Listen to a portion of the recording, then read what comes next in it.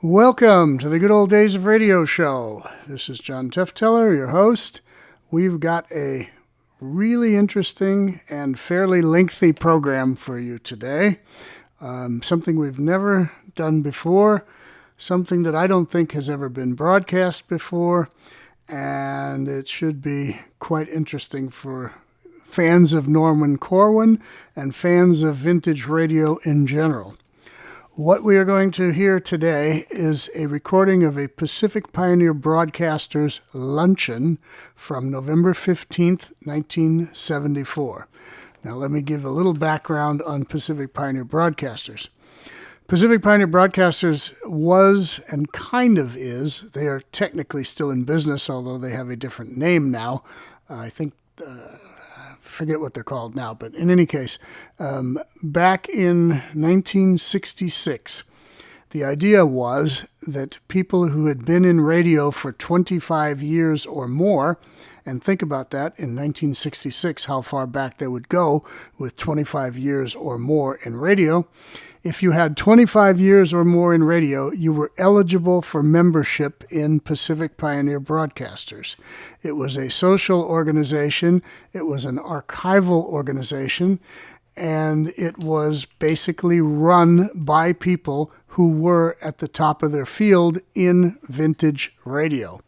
They had presidents of the organization such as, I believe, Edgar Bergen, Jim Jordan, who was Fibber McGee.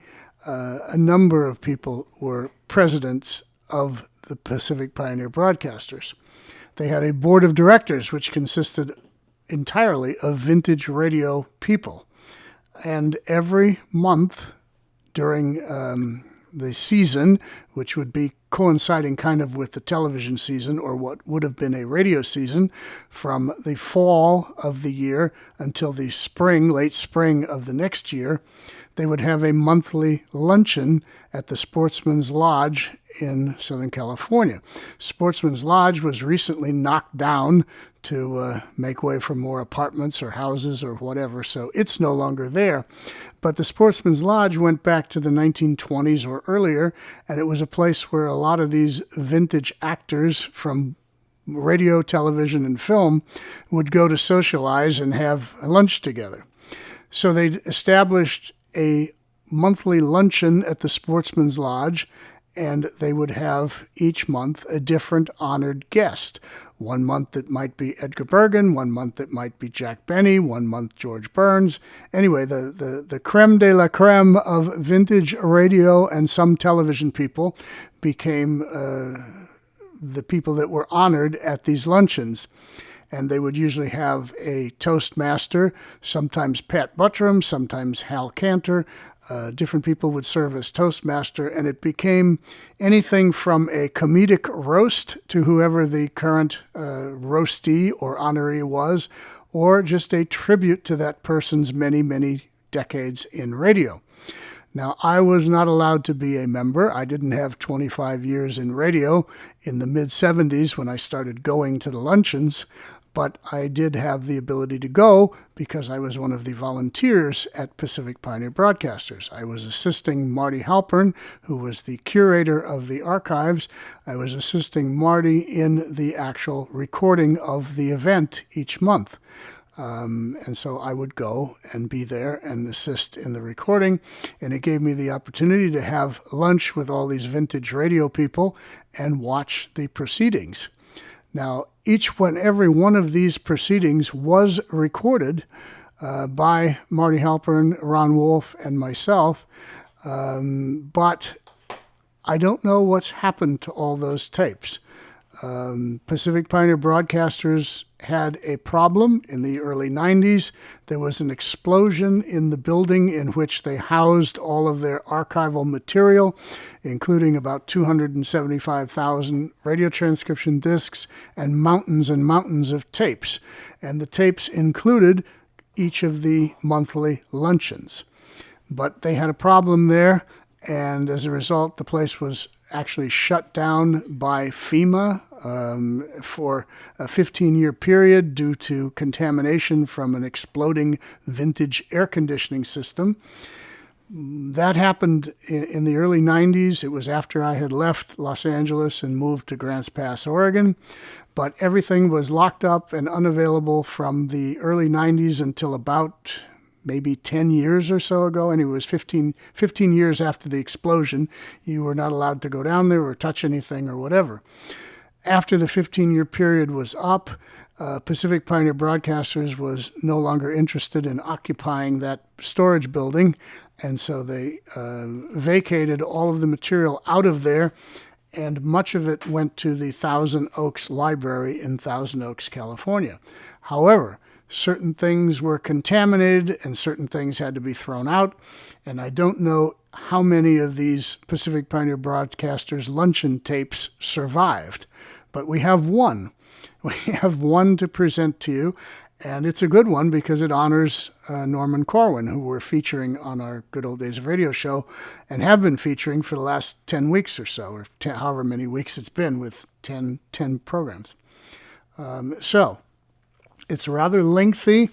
I'm going to present the tape in its entirety, just as it was recorded back on November 15th, 1974. You're going to hear Jay Stewart. Jay Stewart was an announcer. He was on a lot of game shows in the 70s, but he was on radio as an announcer back in the 50s. You're going to hear Lenore Kingston Jensen. Lenore Kingston was a radio actress who was married to Bob Jensen. Bob Jensen was the chief engineer at NBC Hollywood for years and years and years. Quite an interesting man. Then you're going to hear Tyler McVeigh. Tyler McVeigh was another radio actor from back then. Following him is going to be Bob Lee of the team of Lawrence and Lee, who were famous for writing and producing The Railroad Hour and a number of other programs. And then you're going to hear from Hans Conried, Lynn Murray, a famous orchestra leader who did a lot of the music for Norman Corwin's broadcasts. Someone named Perry Lafferty, who I'm not sure who that is, and then Elliot Lewis. Elliot Lewis appeared on Suspense and Escape and On Stage and lots of other programs. Following Elliot Lewis, Ray Bradbury. Yep, the famous author of Fahrenheit 451 and The Martian Chronicles and all of that. Ray Bradbury will be on with Stan Freberg, and the two of them will talk about the vintage radio, and in fact they're going to discuss Vic and Sade, because Vic and Sade was their favorite program. Then, a name familiar to you more younger people out there, William Shatner, who's still out there at 95. William Shatner, Captain Kirk from Star Trek, will be on doing a scene from one of the plays that Norman Corwin wrote. And then you're going to hear from the man himself, Norman Corwin. So this will give you an inside, direct look at what a Pacific Pioneer Broadcasters luncheon was like back then. And they were really special. They were really fun to go to. They were really, really great. And so I'm happy to be able to say that at least one of these things survives in its entirety. I'm hoping that all of them do, but I don't know that for sure. I've never been able to confirm where those tapes are now once they left the building where they were stored decades ago. But anyway, we have one. So one is better than none, and it's a good one. And again, this is long, so be prepared, but you're going to have a great time listening to it. So here we go. I say that like I used to do the warm-ups, I'd like a little applause, and that's what I got. If I don't have time at the end of the show, may I personally wish you all a happy Thanksgiving, Merry Christmas, and Happy New Year. Because our next luncheon is not until January 17th. So mark it down. And if everything goes as planned, we will have another blockbuster like last time and today. I cannot tell you now, but I tell you there's something in the wind that we might have to kick the walls out and go out in the duck pond in order to have you all in here. It will really be one that you will really thrill to as much as we are, even just talking about putting it together. A few reports. Your PPB Board of Directors met October 14th and will be meeting again before Christmas. And we are studying some very interesting projects for all of us to participate in. And we will report that to you. Our last nostalgia night was last week. It was most interesting. It was dedicated to hearing the old radio newscasters, reporters, and war correspondents of the 30s and 40s. We heard the description, firsthand, the entire description of the Hindenburg disaster. And we turned the lights down low and listened to Ed Morrow broadcast from atop the hotel in London during the Blitz. Yes, I hear it. I'm sorry I missed it. You should have all been there. We had a great time. Alice Reinhardt and her committee deserve a big thank you for the Capacity House. And the next nostalgia night will be December 12th. And it will be dedicated to the musical variety shows of yesteryear on radio. And it's so great coming with Christmas. So call the office and talk to Virginia. Virginia, where are you sitting, please? This is our gal you talk to in the office when you call in to make your reservations. Virginia, where are you? Virginia Smith. Where is she? Way in the back, right over there. Yes, thank you. The press, it's so good to see you members again. Shh. To all of you who tell about our activities, thank you. And I would like to say a special thanks to a lady news person that I found out in the Encyclopedia of Radio and Television Broadcasting. She was probably the first woman sportscaster. Her name is Jill Jackson. You know her. She writes a column, and we receive the clips from the New Orleans Times-Picayune all about the last luncheon, so we're known outside of the L.A. area, too. Thanks to Jill. Thank you. I'd like to have our treasurer and counter of the money at all times at Amundsen and Home Savings. As I said last time, with him around, we won't go broke. But I'd like to have Bob Amundsen just fill you in on our membership and what has happened since July. Bob Amundsen, ladies and gentlemen. Applaud. You might need money. Right close. We have membership applications on the table out in front, George. Our membership now stands at 706, which is 85 members more than we had at this time last year. And the most interesting thing is that if laid end to end, our membership would reach Ventura Freeway. Now, I thought that after lunch, if we, well, never mind. Sit down, Amundsen. Bob Amundsen, I tell you, he's one great guy. I bring you greetings from Pat Buttram. Pat is not mad at us, even though he hasn't been here for 3 luncheons in a row. He's out making a buck for himself. I talked to him long distance on Tuesday, and he is currently starring in Send Me No Flowers at the Hayloft Dinner Theater in Lubbock, Texas. Now, I won't touch the name of that theater with Pat Buttram in mind for tea or china. Pat asked me to pass on the word to you. It is a sellout every night. The press has been good. And he said, would I please tell you that there is no truth to the rumor that he was in Alabama trying to get Governor Wallace on a presidential ticket with Mayor Tom Bradley. He said that this play is about a guy whose wife thinks he's cheating, and he's come to the conclusion that Wilbur Mills isn't out of the woods yet.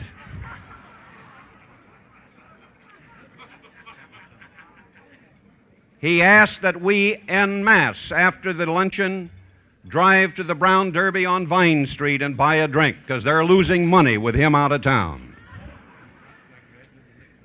But I think right now, because we all love Pat and he will be back next time, just think of one of the great Pat Buttram stories that you enjoyed and smile right now.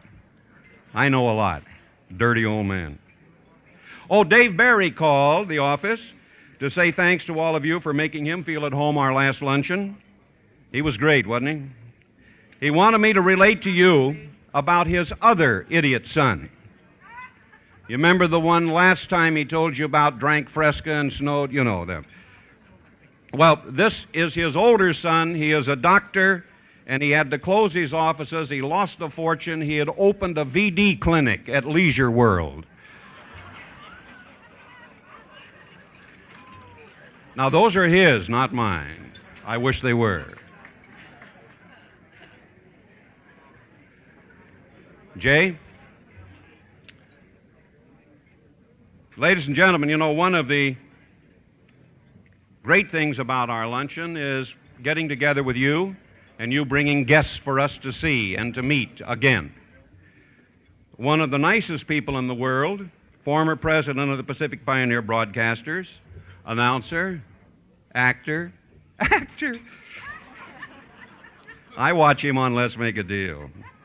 To present the guests of our members, a very important part of our organization. Will you greet Jay Stewart, ladies and gentlemen, please?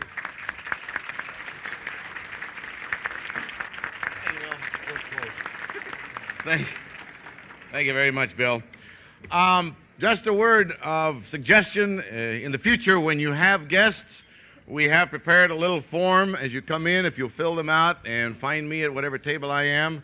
Again, I want to give a little bit of a speech about 2 seconds long, and that is guests. We like to introduce our guests that everybody would like to see. When you bring somebody who's going to do you some good business-wise and you want us to give him a plug, that's not why we're here. Doug, I best do it by example.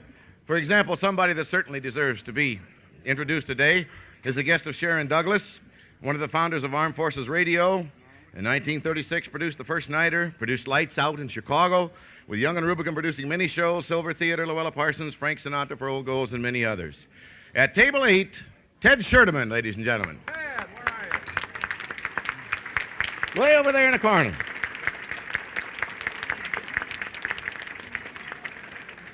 Now I'll give you an example of one that really is not of national importance or experienced importance in the field of radio or television, but today a bit of parental pride that I will not pass by.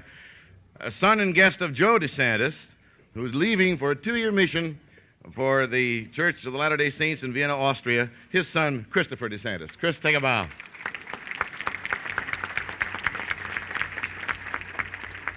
Another bit of parental pride fits right in with us is Dick Joy's guest at table 41. He has his number 1 daughter. That's eldest, I guess. She is the only news camerawoman on the Pacific Coast, KGW-TV Portland. She also doubles as an on-camera reporter and film editor. She's been with KGW for 7 years. She's also producer of The Adventures of Bill and Lise, which makes one of our members a grandfather. And that's Dick Joy's daughter, Patricia Joy. Table number 1. I think. There. Where? All right. Table number 29. A guest of John Holbrook, Detroit Radio and TV, news director now in Santa Maria for KCOY-TV, Bob Morrison. Table 29. Bob, where are you? Over there. At table 57 in the back, past president of BMI. He's a guest of Stare at Neil. Let's welcome Carl Haverland. Carl, way back there in the corner. Okay, here's another gentleman familiar to all of you from radio and television, a guest of our president. Sitting right here at table 2, Mr. George Putnam, ladies and gentlemen. George, take a bow.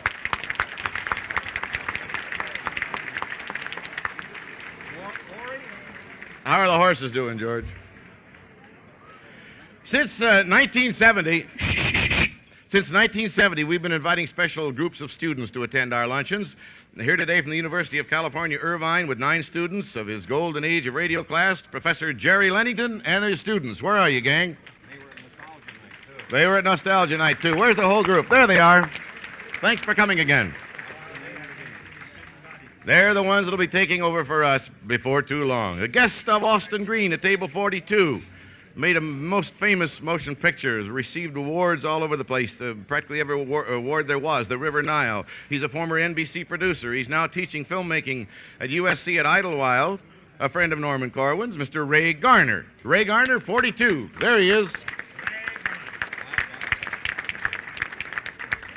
Frank Kelton has a guest at table 44, literary agent, longtime theatrical agent in all fields, no relation to Lenore. This is Al Kingston. Al Kingston, table 44. There he is. He has nothing to do with this book, but he found a fictionalized novel, has a history of radio broadcasting in it, actually. Said we might be interested in reading it. There's no plug. It just happens to be an interesting book called Dynasty of Air. We'll take a look at that one. Here's somebody Lena Romai has at table 26. An arranger for Cugat for 18 years. MGM arrangements for Cugat and Lena in Weekend at the Waldorf. He wrote Dream a Little Dream of Me. Remember that one? A new member today of our organization, Mr. Don Swan, table 26. There's Don. Ralph Clare, a guest at table 30. Promotion manager of KFI Radio, Gladys Chrisman. Nice to have Gladys here. Table 30. Where's Gladys? That was a fast stand up and sit down. Ralph Clare, an executive director of the Leukemia Society of America, is his guest. The Los Angeles chapter. Many people in our industry help many of the charity organizations, and we're very happy to have Joyce Hopday here. Joyce Hopday, table 30. There's Joyce. Virginia Gregg has a guest from Hanna-Barbera, Maxine Hoppy, at table 13, lucky 13. Where's Maxine at table 13? There she is, over there. Buddy Kling, a couple of guests. One, an executive of Sigma 7 Productions. That's Lee Turnmeyer at table 43. Where's Lee? Lee Turnmeyer.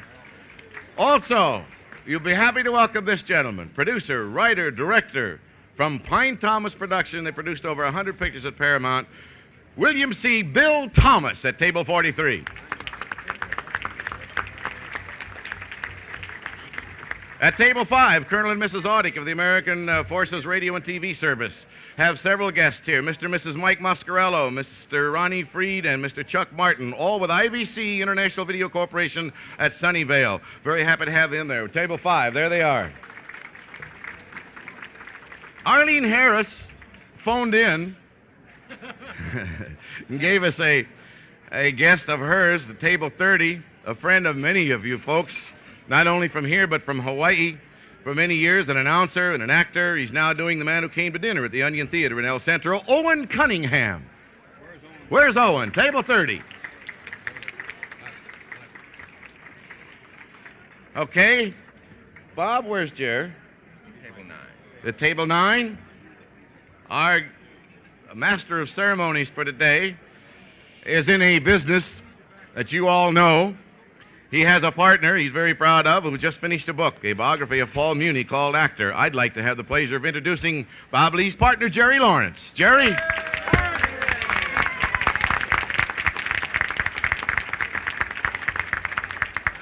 And somebody who's been here before, but I sure am proud to see that she's here again. Let's welcome Nellie Lutcher, ladies and gentlemen. Where's Nellie? Where is she? Where's Nellie? There she is, way back there by the bar.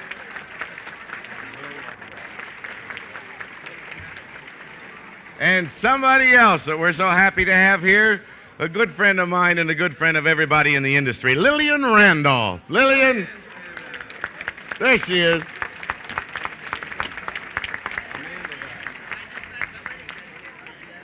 And my pride, my pleasure to introduce this next gentleman, a gentleman we could call Mr. Music. At table 27, Mr. David Rose and his wife, Betty. David Rose. Betty with you. Ja, meester was hier we naturally Back over to zelf dat wil ik net. Thank you. Jay Stewart, Boy announcer. The lovely lady sitting next to me said, I forgot to give him a card about my children.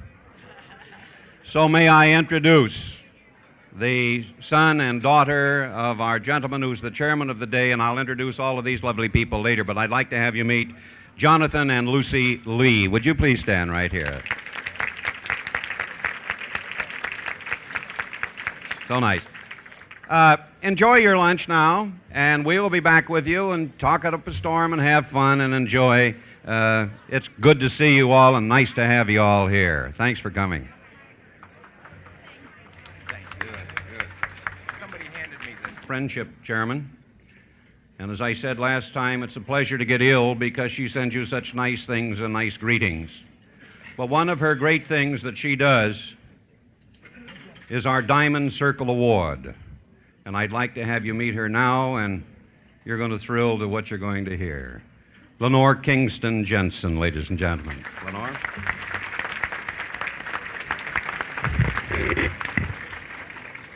This is the plaque that goes to our Diamond Circle awardees. It goes not only to someone who has reached the enviable diamond age, but who has made a significant contribution to radio and television. Now, how would this be for a record for a radio actor? Let's start over. How would this be as a record? 10,000 performances since 1928. But his talent was discovered long before that as a teenager doing spotlight solos at a small Indiana movie house. And the traveling stock company came along and the manager signed him on as a juvenile man. However, his first job, his first role, was in heavy padding and burnt cork as a mammy, because stock actors had to be versatile, which may be why now many say that he's capable of hundreds of different characterizations before a mic. In fact, one time on Ma Perkins, he did a long scene all alone between 3 different characters, and not even the agency recognized it. But that's not why he was one of the original 12 who formed AFRA in Chicago. But gee whiz, he was getting $5 a show in 1932 on Uncle Quinn's Scallywags. And from then on, his credits read like the golden days of radio. Can you remember these? Betty and Bob, Girl Alone, Today's Children, Judy and Jane, Kitty Keene, Orphan Annie, Tom Mix, Mary Marlin, Don Winslow, Scattergood Baines, etc. For one 7-year stretch, he would run from studio to studio with 5 daily across-the-board shows, and then all those half-hour shows, First Nighter, Grand Hotel, Lights Out, Famous Jury Trials, Knickerbocker Playhouse, etc. And when he came to Hollywood in 1941, Carlton Morse got him for One Man's Family, Woman in My House, I Love a Mystery, and then came Gildersleeve, Lux, Man Called X, Mayor of the Town, Aunt Mary, Johnny Dollar, Wild Bill Hickox, etc. And that, of course, was followed by hundreds of television shows and movies. Now, one of his directors, George Fogel, says of him that he's the ideal actor, never has any problem temperament, and always is prepared, reliable, and resourceful, no matter what happened across the microphone. And he and his wife, Frances, will soon celebrate their golden wedding, and we want to offer our congratulations in advance. And to present this for the Pioneer Broadcasters, one of his dear friends, Tyler McVeigh, will come up and present this to a real pro, Forrest Lewis.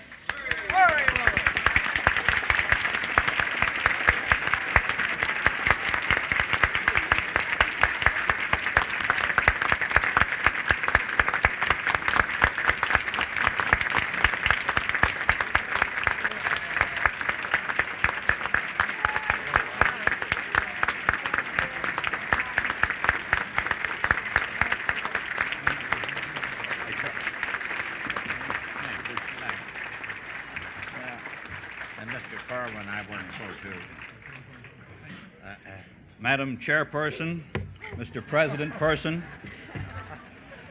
it really is a pleasure for me to have the opportunity to present this plaque to my very dear friend, Mr. Lewis. There is one thing in his career that I think Lenore left out. For he was born on November the 5th, 1899. And his first job in show business was on January 1st, 1900. He was the one with the beard and the sickle. He's always been an old goat.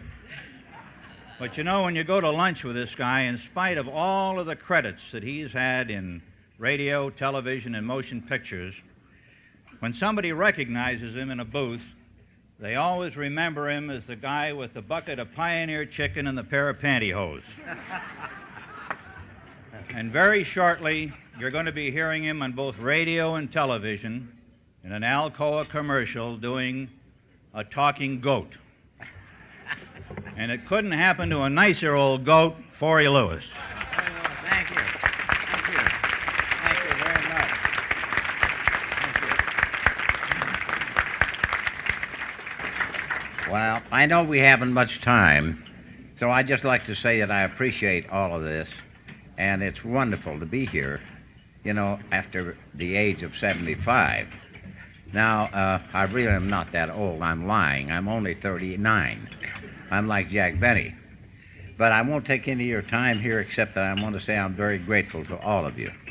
And I like to tell you one little story, and the ones of you who have heard it, please plug your ears and don't laugh. There were two old ladies that lived together for 40 years. And they lived in this little house, and they finally got to bickering and arguing, and things weren't going too well. So one of them said to the other, "Well, what can we do to make things better?" The other old lady said, "Well, I'll tell you what we can do. Said we can try streaking." Streaking? Yes.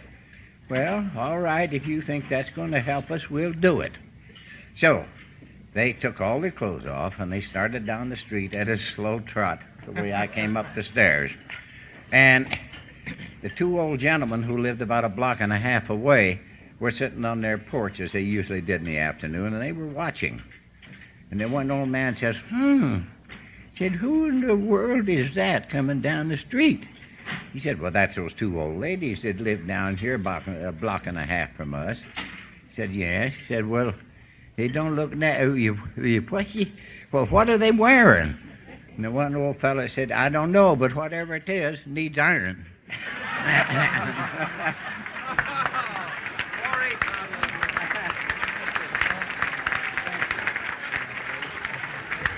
Forrest Lewis.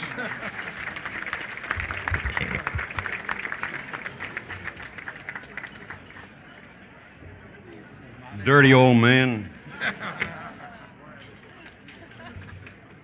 Tyler McVeigh gave him a year's subscription to Penthouse for his birthday.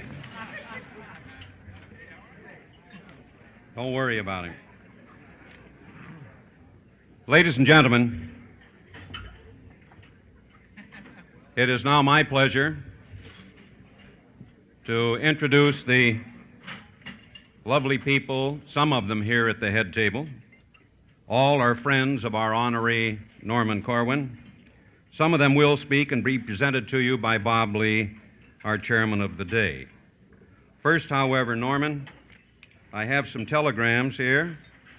I regret the shooting schedule prevents me from attending today to honor you, a friend and an artist that I have known and I have the deepest appreciation for over the years, Norman Lloyd.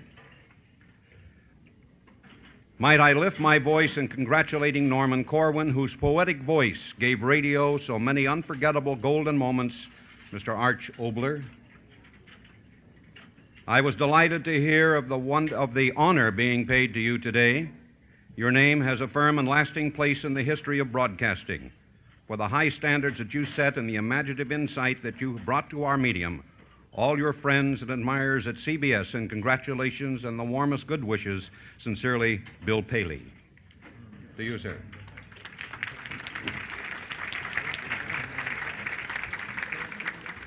The gentleman starting on my left, at the extreme left, you will meet in just a few moments. Where's your beanie hat? Next to our gentleman on the far left is the lovely wife of one of our finest performers in the industry. May I present Margaret, Mrs. Hans Conried, ladies and gentlemen.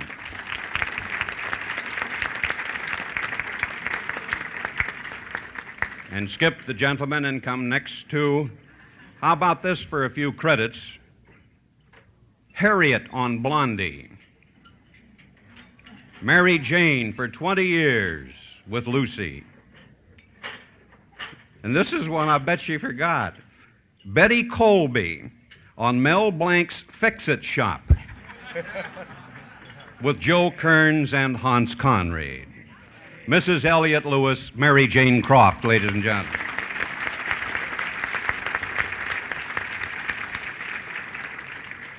The next lovely is our Vice President of PPB and our entertainment chairperson who works tirelessly for us all, Jean DeVivier Brown. Jane?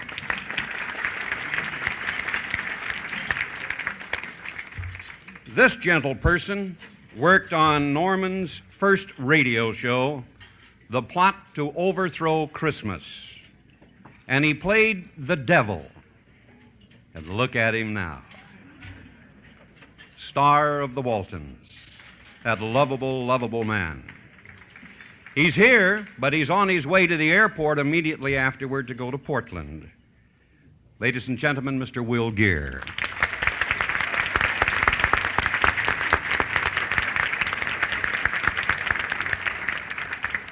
Will, I have a word for you. Edgar Bergen is unable to be here with us today, and it has nothing to do with the fact that you replaced him as the star on the Waltons. The next lovely person worked on many of Norman's programs. She was a part of One Man's Family. She is deliriously happy being Mrs. Robert E. Lee, but we in the world know her best as Corliss Archer, Janet Waldo.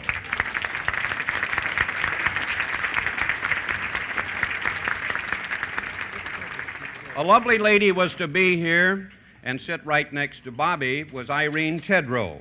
Irene called just a short time prior to the lunch. She's on location and working, but she was God bless her for that. You bet the world.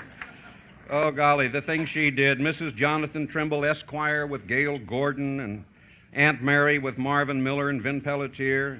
Member of the cast, Norman Corwin's On a Note of Triumph, and was Mrs. Archer to Janet's Corliss, with Sam Edwards as Dexter. And I told somebody I was going to talk about Sam Edwards, and they said, well, he's not the perennial juvenile. He was old-looking when he did,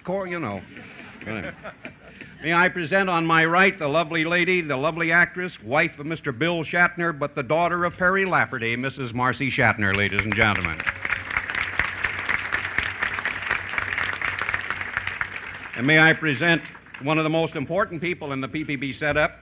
He's our acquisitioner of memorabilia, the world's largest library of radio shows, tapes, and scripts we have now, and a fellow member of the Vic and Sadists Club that you will be hearing about, who is responsible for getting Norman Corwin with us today, Mr. Marty Halprin, ladies and gentlemen. That's Marty. You never see him because he's over there in that alcove, running the PA system and everything else for our shows. And our treasurer, whom you've met, and if he spends as much time at Home Savings as he does with PPB, on behalf of us all, Home Savings would be worth more than Doris Day today. Bob Amundsen, ladies and gentlemen. And now it's my pleasure to present the chairman of the day, a former announcer. He's best known in radio credits, I believe, for My Favorite Story, The Railroad Hour, Charles Boyer, Columbia Workshop, and there are hundreds more. His relationships with Norman, he will relate to you and how long they've known each other. But I know in planning this luncheon, Norman, of his deep love and friendship for you. Our chairman is the distinguished award-winning playwright and lecturer. His collaboration with Jerome Lawrence and the results of their works are worldwide, such as Dear World, The Night Thoreau Spent in Jail. That's more than 100 universities and community theaters do that. Inherit the Wind, Mame, and Anti-Mame. Ladies and gentlemen, Mr. Robert E. Lee, Bob Lee. Thank you, Bill.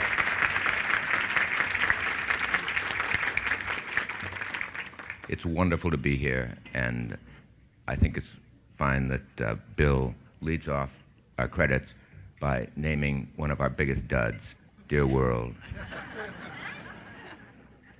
I'm honored to be part of a program honoring a writer, and what a writer.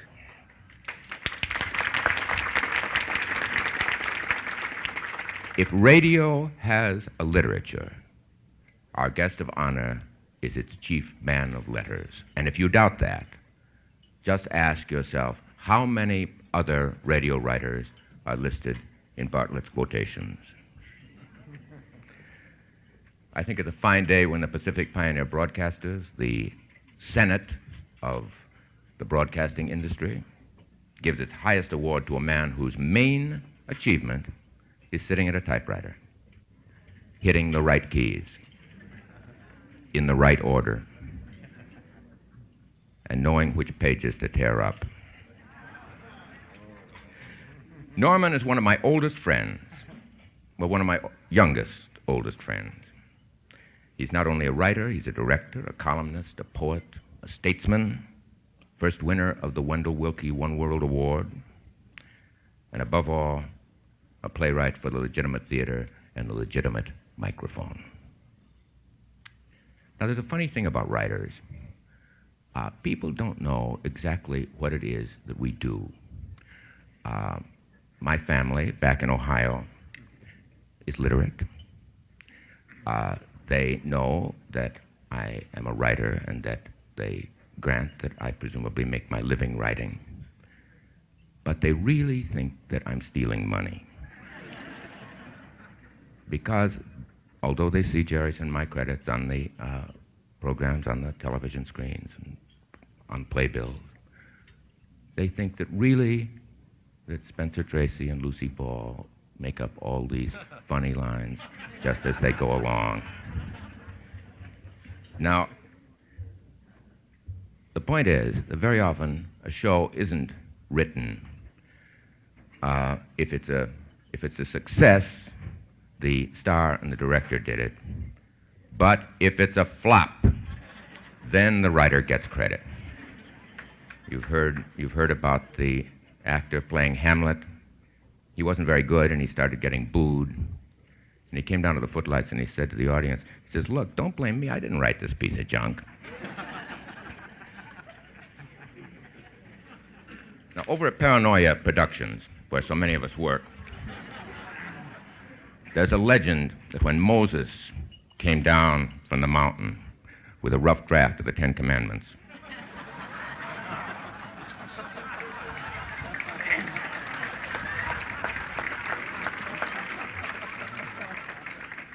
in his briefcase, he found the children of Israel tuned in to the Golden Calf Network.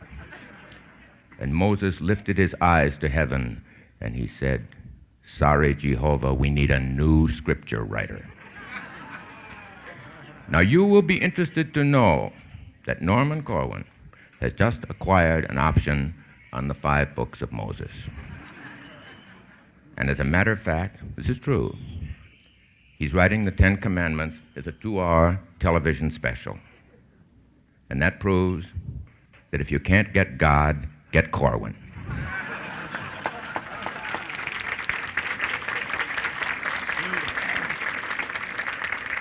I guess you all know that the radio calendar is divided into 2 parts, AD, the advent of drama, and BC, before Corwin.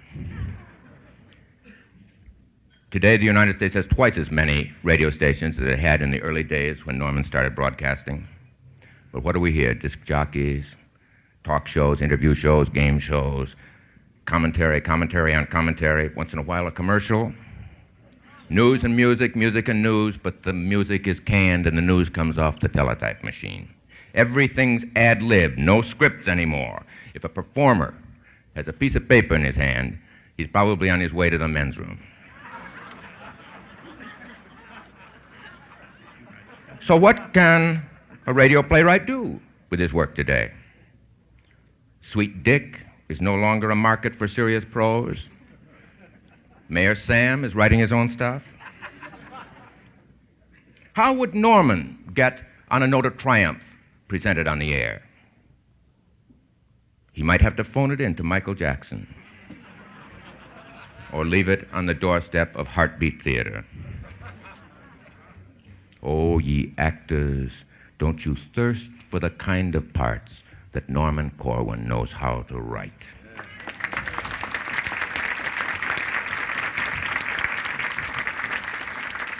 Speeches with the prose poetry of the Gettysburg Address. And what opportunities for imagination, production, and the stimulus to the mind. Norman Corwin's greatest gift is to get people to think without hurting. By the way, Jean de Vivier Brown, excuse me, Jean, tells me that we have already broken a record. There are more people squeezed onto the dais this afternoon, than have ever been here before in PPB history. And so now you know why I was asked to be the master of ceremonies. I'm narrow.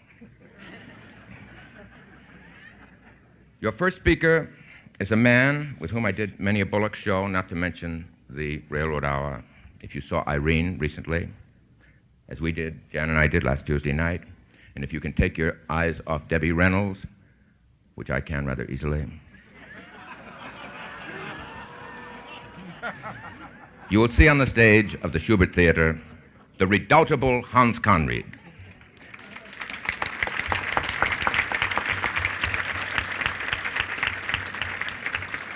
Now, Norman has called Hans a pillar of his repertory company, and his skill as a pillar is matched only by his skill at picking unmatched socks. If Norman Corwin is the Renaissance man, we must give equal time to the Middle Ages. I give you the Miniver Chivi of the microphone, Hans Conried.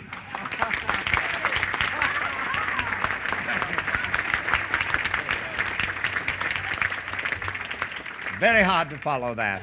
I thank you, Mr. Chairman, ladies and gentlemen, dear old comrades. When Jean called me a few days ago and said, we're going to do something for Norman, immediately one said, well, why not, and why is it taking so long? I demurred because, although I'm not unaccustomed to public speaking, one immediately thinks of Buttram, in this place. And our work, it was explained to me immediately that the reason I was called at all was that Buttram wouldn't be here. But to compare what little I could offer with the rich variety, we are distinctly different comedians. Mr. Buttram is undeniably, not to be compared with anyone perhaps, but he is much richer, much earthier in his approach than anything I might do, having been aptly described as an off-color red fox.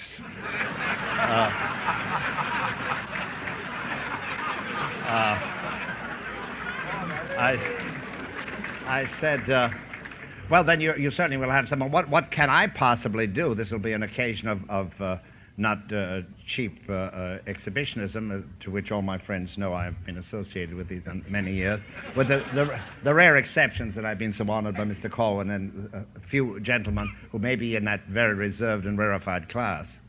Where will Cantor be? And she said, well, he can't show up either. And all we want of you is some jocular irreverence. Well, jocularity, of course, is a tool of trade. That comes readily to hand. And instinctively, the irreverence is easily had, too. So I thought for a moment and said, well, of course, I'd be delighted to show honor to this gentleman that has been honored by so many, but this is yet another occasion to express the gratitude that we all feel for what he has done for the profession that we so happily followed these many years.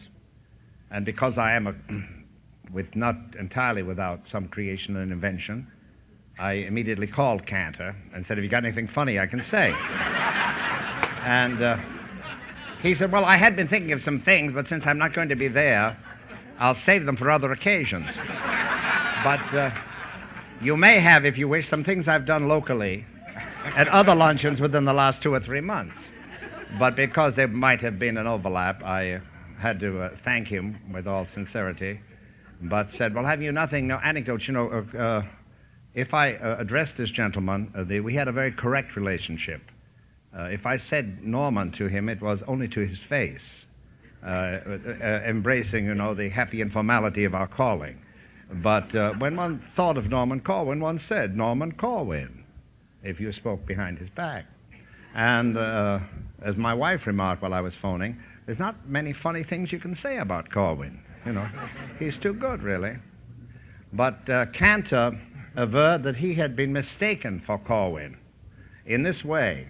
Now, think for a moment. There may be in the distance, and from this point in life where I now stand when sight fails, as many other faculties,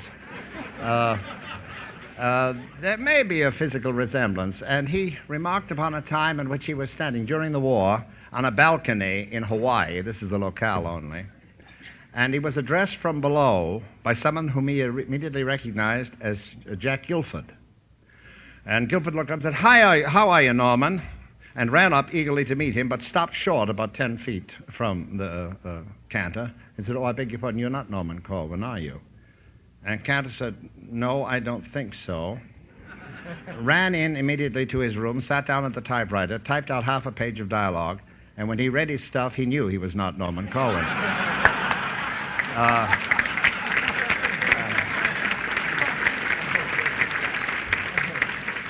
Coincidentally, that very evening, I encountered Jack Guilford at the theater downtown, and he remembered the incident. That was quite true. Again, Cantor maintains that some years later, he was addressed by a strange lady on the street who expressed her gratitude to Mr. Corwin for all the happy hours he'd given her. And he said, "Well, no, madam, I'm..." in quite an artistic way, you understand. "Madam, you mistake me. I'm very flattered, but I'm not. And my name is Cantor. I'm a writer, too, strange enough, but she didn't know that name. But I do believe that it can be forgiven, your error, because I know that I do resemble Mr. Corwin a great deal now that he's looking better. But if I may, in a brief moment, make some personal expression, and it's difficult for an actor not to. I have been now, and this will cause no gasp in this company, this is my 40th year as a performer. And many of us, there are so many, not a few here who knew me then and whom I am so proud to know now. And that is immaterial. The point is that I make that the happiest times of my life I knew as a radio actor. As Bob so correctly said, there have been no parts these last 25 years. I've been working steadily. But there have been no parts that we now play that we played then. To play anything you could sound and to be challenged to sound so many things. That wonderful, literate, rich, imaginative treasure that our profession was as radio actors. And the custom was, as I recall it, I don't think it was ever omitted, more honored in the observance and the breach. When you were done with the show, you went to the director, the producer, and thanked him. You said, "Thank you, Norman. Thank you for the job." What more often you meant when you said thank you to the director was thank you for the check. But it was never so with Mr. Corwin. To be a member of that company was to be a member of an elite group. When you looked up and down the ranks of the actors around you, at the sound man, at the conductor, you were among the very best. And in this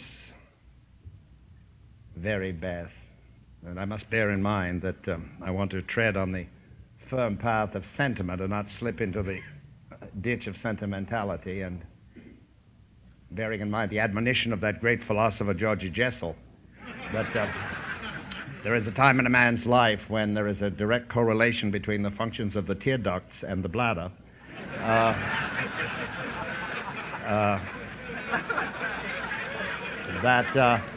At this point along the road, when one sometimes fancies one sees the roseate glow of sunset in the sky, that among those very best times of my life, very best times, I can be presumptuous. I am often presumptuous. I can include many of my fellows, I'm sure almost all of them. Among the very best times of those very best times were the times that Mr. Corwin permitted me to say, "Thank you, Norman, for the job."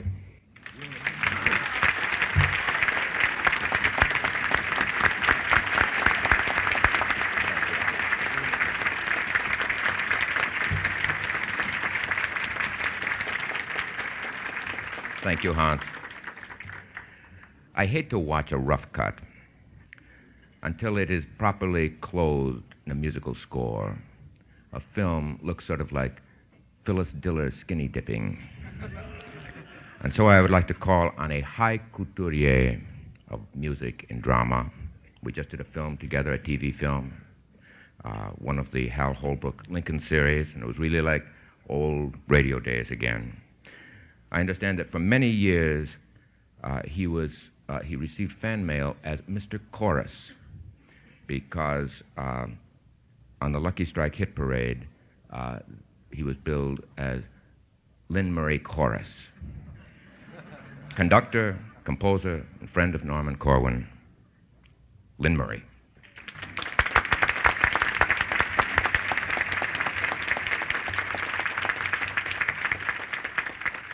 Well, thank you, Bobby. Ladies and gentlemen, I just have a few words, naturally, on the subject of Corwin's relations with his composers, with special reference to the summer of 1941. In those days, Corwin was an austere young man, down from Boston with his rumpled tweeds and dark red shirts, but he had a sense of mission. His vision, which never wavered, was to revolutionize radio drama. And if it overthrew the government in the process, he wouldn't have minded. Now, given his strict Puritan Jewish upbringing, he had no trouble fending off the beautiful young radio actresses who tried to deflect him from his purpose. In the summer of 41, CBS commissioned him to do a series of half-hour shows to be called 26 by Corwin. He wanted to do verse plays, dramas, comedies, satires, and 3 operas. And to do the music for this series, he hired 4 composers. One of them was Deems Taylor. Deems was a distinguished cat who lived in a magnificent apartment on Fifth Avenue with 14-foot ceilings, carved mantelpieces, a view of the Plaza Hotel in Central Park, and bitched all the time about it cost him $250 a month.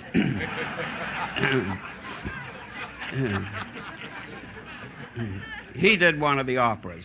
I should say that these operas, these 3, were to be based on stories in the Bible.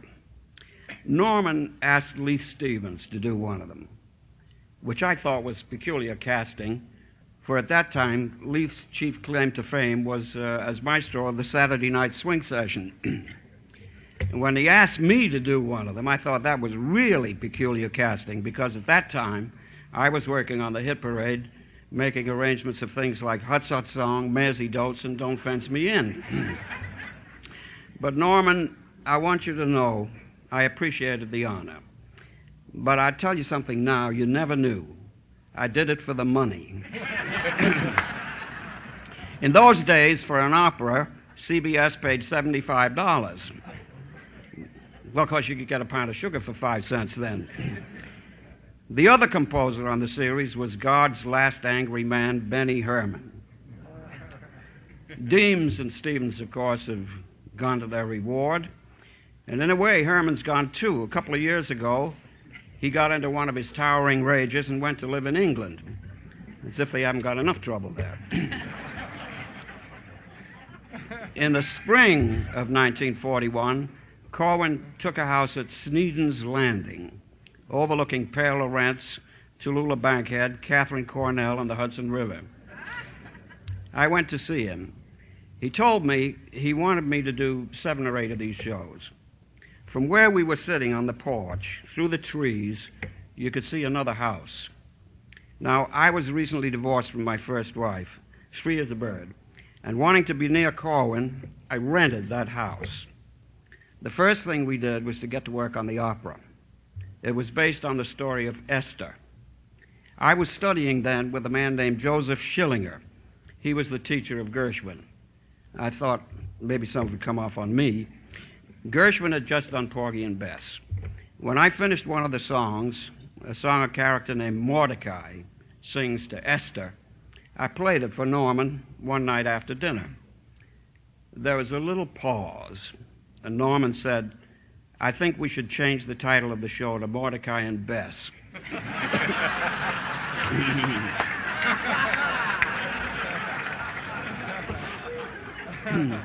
The only trouble with writing music for Corwin is he doesn't know how to time a show.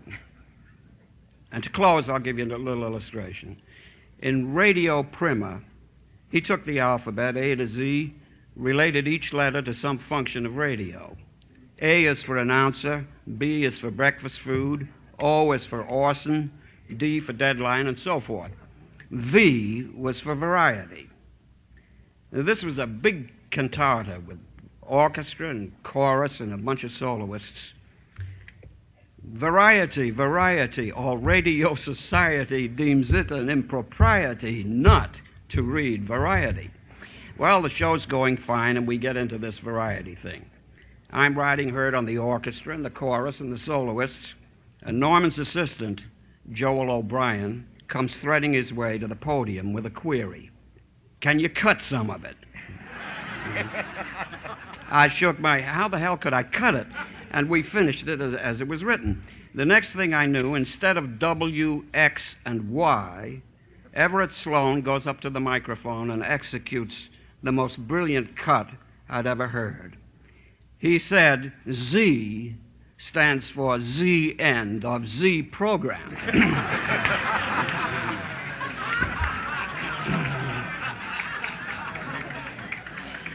Then followed 15 seconds of dead air, relieved only by the sound of the orchestra scrambling to find the music for the closing theme. But Norman, I want you to know, I didn't really do it for money. I did it for love.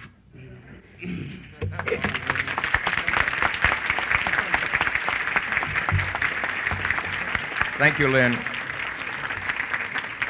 Our next speaker owes a great deal to the guest of honor. Just as Stanley went into Africa to find Dr. Livingston, Corwin went into the wilds of New Haven to rescue Mr. Lafferty.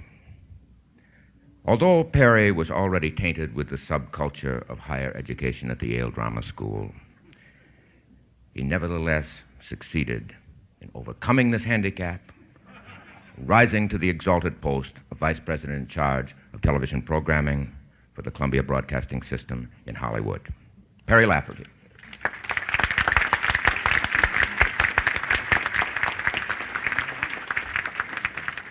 This will be quite a simple statement after those rather wonderful ones that have preceded me, but I really mean it. It means a great deal to me to be invited to your luncheon today, to sit up here on this dais with our distinguished guest of honor.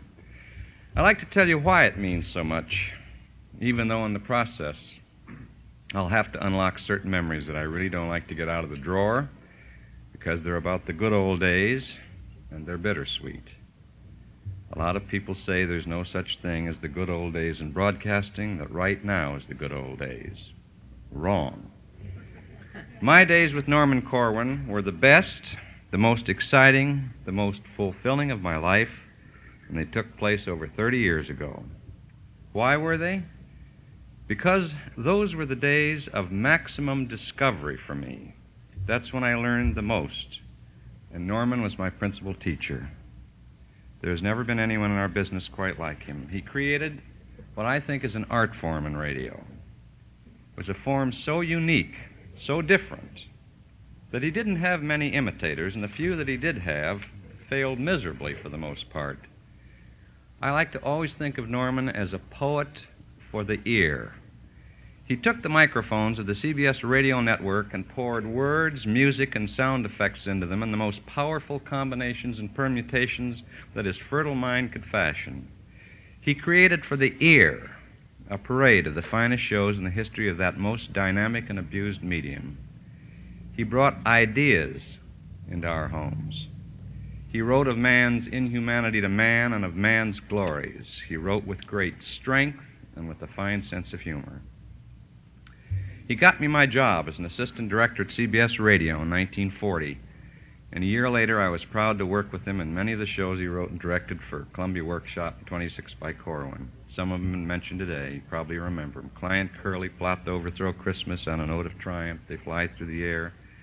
One called Untitled, in which Frederick March gave an unforgettable performance, and one of my all-time favorites, which demonstrates his marvelous sense of humor, called Soliloquy to Balance the Budget.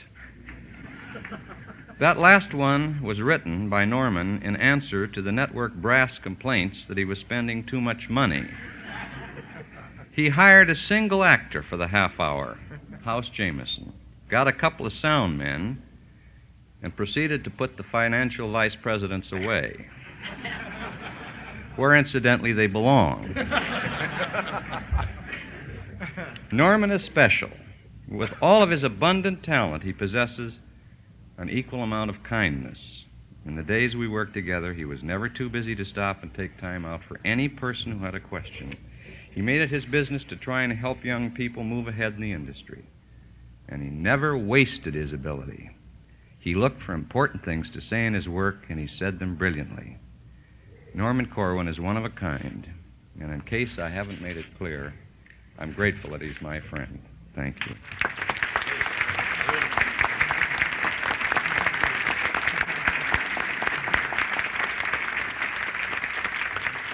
Thank you, Perry.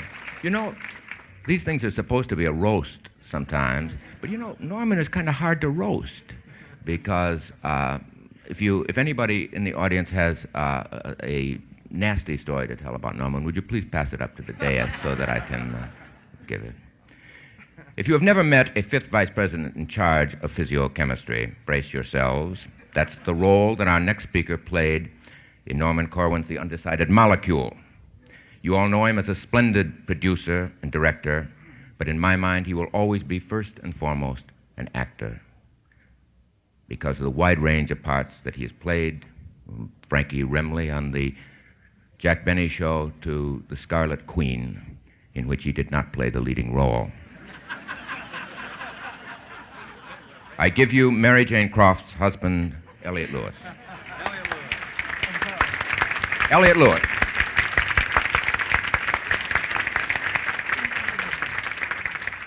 Thank you. I was the lead in The Scarlet Queen. I meant the title role. Oh. I wasn't sure who you were talking about. I forgot about the Molecule show.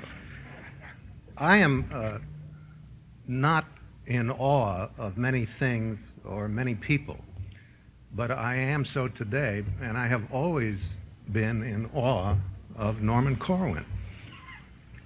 I mean that as legitimately as I can.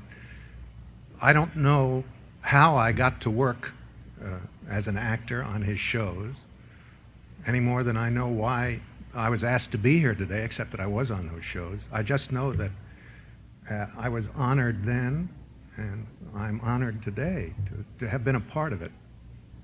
There was something so exciting about working with Norman, about coming into the studio and sitting down and reading those scripts, marvelous scripts, and you just got all charged up. I remember I was in uniform when we did On a Note of Triumph, and I got a call and was excused from my duties and went over to the studio. I think we started on a Sunday, didn't we?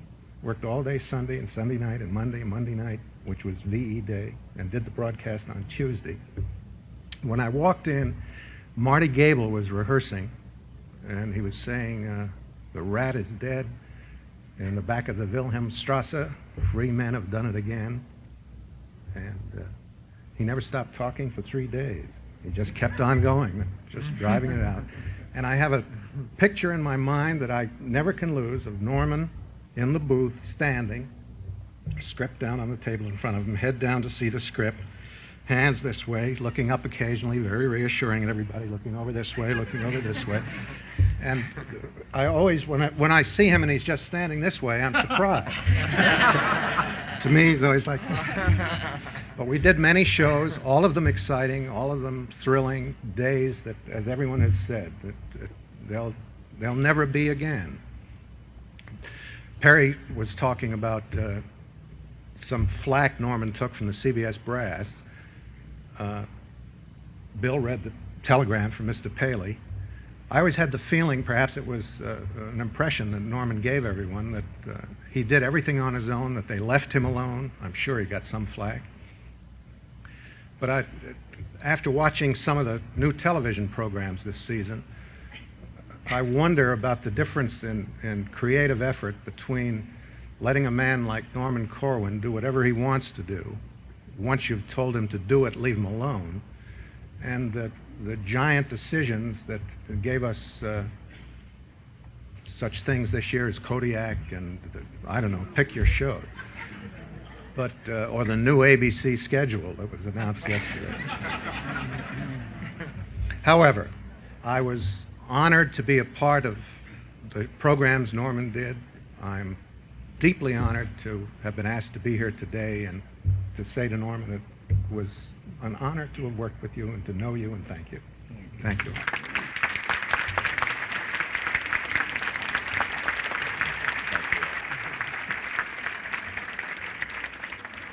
Thank you, Elliot. Our next two guests I want to introduce jointly. One is an author of enormous imagination, and the other is a man who has had almost as much fun with the English language as Norman Corwin has. They, with Norman and Marty Halpern and Bill Idelson and a few others, are members of a very exclusive club that I don't understand at all. It's called the Vic and Sadists. Now, I don't know exactly what they do to each other. I understand they get together to play records of old radio shows, which sounds more like the Vic and Masochists Club. But maybe they will explain. Ray Bradbury and Stan Freberg.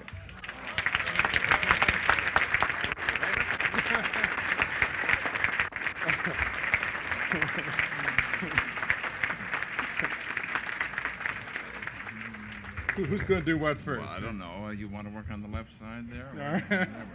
You remember us from radio, Stan and Ray? That's right. Okay, all right. I had... It's the first time I ever put a pencil laced with cheesecake into my pocket.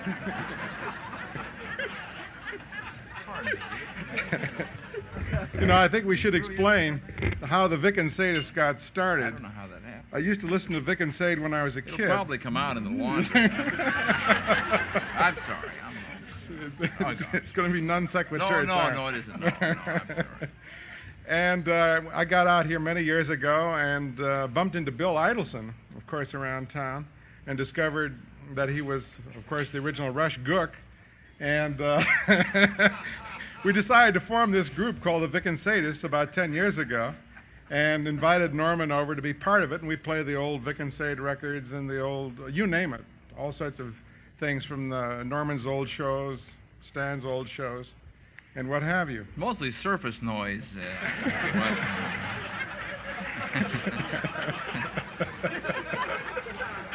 That's all right. This guy's Ray buys those needles that come 10 in a little package, Screw it into the Victrola there. Well, sir, not for anything would I have missed this 7.5-foot plastic boxwood tribute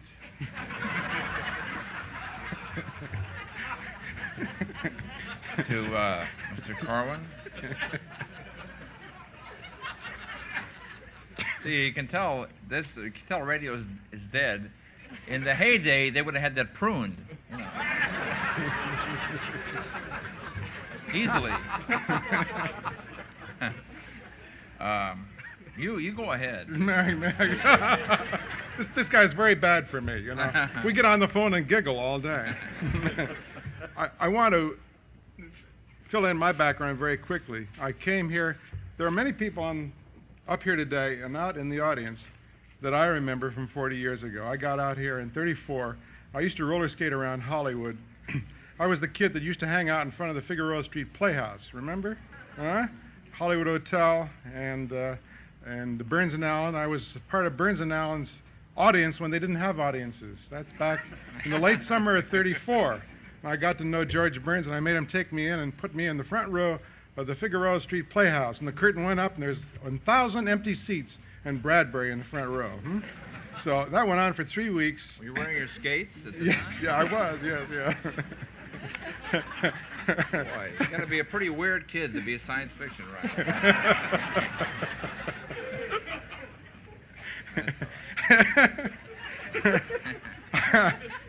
And I used to steal scripts. I'd run up on the stage. Yeah. Those were the days when, on the Desilu lot today, they used to have, NBC used to be there before they opened the NBC studios on Melrose in 35. So I was around radio, and in 39, 40, Norman Corwin came into my life. And I remember one night I was downtown LA around 42.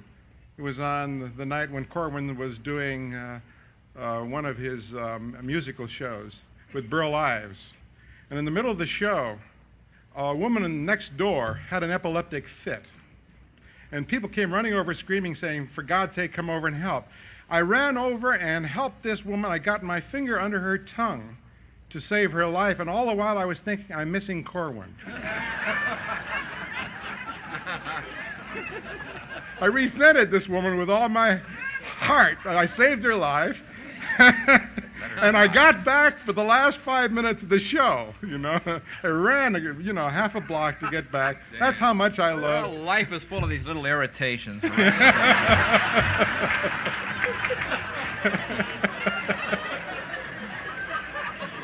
Always something comes up.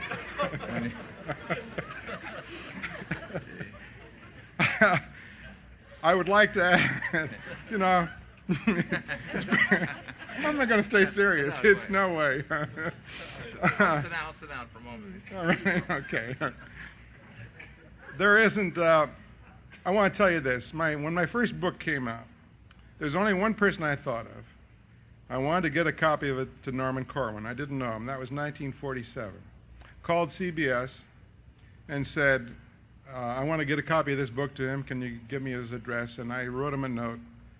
I actually got his phone number and called him, and he was very polite, and I said, I want to send this book over, and if you like it, I want to buy you a drink someday. He called back a week later and says, you're not going to buy me a drink. I'm buying you dinner. And we've been friends ever since. That's 27 years. So that's how our friendship began. I was a struggling writer. I was living in Venice, California. He advised me to go to New York in 1949. As a result of my doing that, I wrote a book called The Martian Chronicles. He's responsible for that book.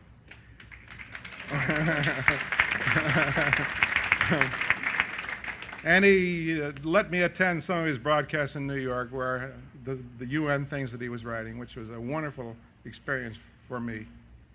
And all through my life, when anything good has happened to me, I've always picked up the phone and called Norman first. When I got the job of writing Moby Dick for the screen, the first person I thought of was Norman. So I had lunch with him before I went off to Europe to write that. And every play I've ever written has something of Norman Corwin in it. My first radio broadcasts, every drama I've ever done for the stage, most recently Leviathan 99, I wrote for Norman Corwin. We were going to do it for NBC. I wrote it 9 years ago as a radio drama, and then I discovered there were no networks.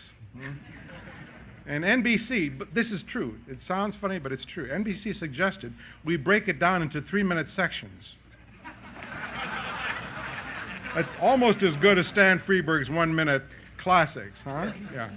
So I wrote that play, hoping that someday Norman Corwin would direct it. I still hope that between now and the end of our lives, which I hope are a long way off, that we have a chance. I want to be directed by Corwin. I think it would be the proudest thing in my life if that could happen to me someday. And I'll stop right there and let Stan take over. Okay? You should have told him that. Well, I didn't know you wrote all the UN dialogue. Well, the guy's really prolific. Bilingual. Why didn't you tell him that story about that? I thought you were going to tell him that kind of tragic story of you standing on the corner of Sunset and Vine when Bob Hope came up. Huh? Huh? I don't think I remembered that. It was a big letdown, right? Yeah, he got up his courage He said, that's Bob Hope. You know, he's the kind of guy like myself. We used to stand, you know, hours and hours waiting for tickets, leftover tickets, you know, at Sunset and Vine. Now the Home Savings Broadcasting Company there. Why don't the weathermen bomb that building? You know, that's sacrilege, boy, when they tore that building down, right? A lot of us worked in that building. I'll never forget Phil Harris running behind the Palladium and that minute and a half station break between the end of the Phil Harris show and the beginning of Jack Benny. Right? Lynn Murray conducted it anyhow. What's the difference, right? You got to get down there for the downbeat. Anyhow, but right at that corner, here's Ray Bradbury, you know, this impressionable kid, and he says, "My God, this is Bob Hope, right? It's Bob Hope." And he walked up and he said, Mr. Hope, I'm a big fan of yours. My name is Ray Bradbury, and I just think you're the funniest man in the world." And what did he say? I really can't. You better say the right line. I got to do it myself. You got to do it right. I was selling newspapers on the corner. Right. Forget everything I said. Forget everything I told you should have told. You know, you'll never get on, Norman. It's terrible. I was selling newspapers on the corner of Olympic and Norton. This is 1941. And a friend of mine's, the father of a guy in the neighborhood, talked to me, and his son wrote gags for the Bob Hope show. So I'll go out to Hollywood someday, and I'll meet Bob Hope, and I'll get a job writing gags for the show. So I took the bus out to Vine and Sunset, and I got off the bus, walked across the street, and Bob Hope is waiting for me there, standing around the corner, walking around between rehearsals. So I ran up to him, I said, "Mr. Hope, my name is Bradbury, you don't know me. I haven't begun yet, but I want to write for you, and I have a friend that's writing gags for your show." "Oh," he says, "really? What's his name?" I said, his name is, and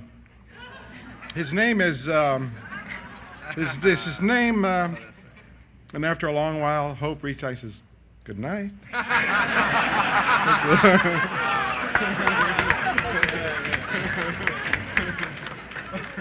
Yeah, I forgot that part. Well, in the interest of getting Mr. Corwin on here, are you going to speak today? I'll just say a couple of things. I never had the pleasure and the honor of working for Mr. Corwin. I wish I had. I was on the fringe, the tail end of the golden age of radio. I was hanging around Brittingham's there, trying to get work. And actually, I finally made it, after working as a radio actor for a while, at the tail end of the golden age. I made it onto CBS, Mr. Corwin's studio. In the summer of '57, I had the dubious distinction of becoming the last of the network radio comedians. I replaced Jack Benny for the summer, and I went down there. I remembered how he introduced Jack Parr, you know, when Parr replaced him, and I thought, gee, I wonder if he's going to do that for me. It would be great, you know.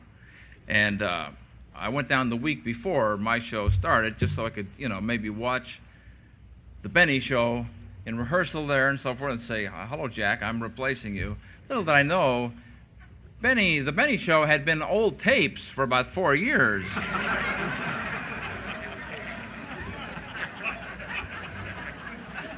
That's right. And Mr. Benny was taping these, you know, State Farm insurance commercials to be cut in, taping those from his bathroom at home or something. And so the only guy that met me was this old man with this big pile of tape boxes. You know, it's all yours, Sonny.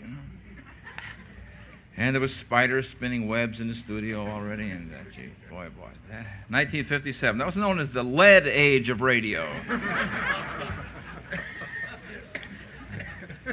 And but I got on. They cut the staff orchestra down. They were cutting back. They cut it down from 9 to 6. And I put my own money into the show, built it back up to 17. Therefore, I'm one of the few people that helped finance a CBS radio show. I was one of the backers, right? We're in the hole every week. And I wanted to have, you know, things up on the marquee, like guest star of The Abominable Snowman. And turns out that they had to let the marquee man go, you know. And I offered to get up on the ladder, really, and I think it was Bill Frug, yeah. I said, no, you can't, not in the right union. No, you can't do that, no. And I said, my mother's been waiting all this time to see my name up there. And it all says KNX, first in news, first in sports, 1070 on your dial. That's what it said in front of my studio. But I wish I'd been there when you were there, Norman. Here's what he looked like up in the booth. I brought that for him to autograph, boy. I don't know if you can see that kind of Art Deco big booth at CBS there. Boy, I sat in the audience and watched many a show there. And I just want to tell this one story. That, by the way, the best moments of that show, if you can find them, are on a thing called the Best of the Stan Freberg Shows. And it's on Capitol, and we have features such a. No, you can't hardly find it. We had such sound effects as the eyebrows of John L. Lewis getting a crew cut for the summer, and a 9-foot latex Liberace being deflated, and the two, my attack on Las Vegas, which was the first show, and after that they watched me closely. I was never able to be too satiric after that. I had these two hotels, the El Sodom and the Rancho Gomorrah, competing with each other. Anyhow, it became a great honor when I finally met Norman through Ray, my friend Ray, through this club, the Vic and Sadie. It's not what it sounds like, really. We just sit around and beat each other with old radio tapes. But I found myself actually one evening there because, Mr. Corwin, after all, is not just a multi-talented hyphenated, I think is the term now. Great genius of radio, but he's also a poet, a man who's written books of poetry, and a Broadway producer, and done things in television and so forth. And I guess for the moment, I lapsed there, and he was telling me how much he admired a radio spot I'd done for the radio industry, in which I was trying to illustrate things you could do on radio that you could not do on television. I had the Royal Canadian Air Force dropping a 10-ton maraschino cherry into Lake Michigan, which had been drained and filled with hot chocolate. And then you may have heard that. Anyhow, and I caught myself actually saying to him, he said, "Oh boy, that sound pattern there is fantastic." And I found myself saying to him, "Yes, that's called a montage, Norman. We establish, that means you make sure that one sound effect," and I noticed his eyes just kind of glazing over there, kind of looking at me there. And I thought, no, I'm not going to fall into the Everett Sloan syndrome, which is a thing that I will now tell you about that happened to me, probably the most embarrassing thing that ever happened to me among radio actors.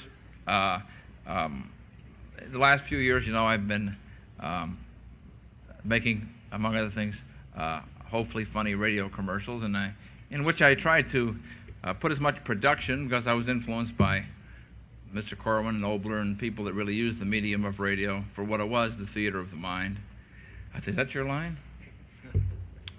I just wrote that. You may have it. Not actually. Anyhow, I had, for some reason, run into a succession of film actors who had never worked on radio, and I couldn't believe it. I just sort of assumed that people that I'd seen in films must have worked radio at some time or another. But Will Wright, remember, he's not with us anymore, but Will is a great motion picture actor, great old man, and he can walk, he come up to the microphone like this. "All right, now listen," and he walk away like that, And I said, "Listen, Will, you have to stay in the mic, And he said, "Well, let him follow me. By the way, Will Gear is going to have to leave for New York. Speaking of Will's walking away Before from this Mike. punchline, is he going to have to leave? I'm sorry, Stan. I'm getting there. Go. That's all right. No, I'm at the punchline now. So the next week I had another great guy, Charlie Lane, the crabby old man, and he's shaking like a leaf. I said, what's the matter with you? He said, well, I never work radio. These bastards never let me in. It was a tight clique, and all I got to work was films, And I said, well, don't be nervous. Look, here's the mic here. And he said, well, I'm used to a mic way up in the ceiling. I said, no, this is it. You got to go across the mic like this, or you blast into the thing and so forth. Okay.